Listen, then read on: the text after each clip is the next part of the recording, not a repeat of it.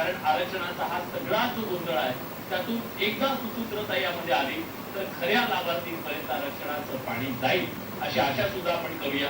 पण ही चर्चा आज सुद्धा पूर्ण राहिलेली आहे. आता सगळी सोयीचा जो मुद्दा काढलेला आहे त्यानंतर खऱ्या अर्थानं मराठा समाजाला ओबीसीमध्ये जाण्याच्या संदर्भातली ती एक पायवाट असू शकेल का त्याच्याबद्दलची चर्चा आपण करूया. पण प्रेक्षकांचं काय मत आहे बघा. प्रेक्षकांनी आपलं मत काय नोंदवलंय.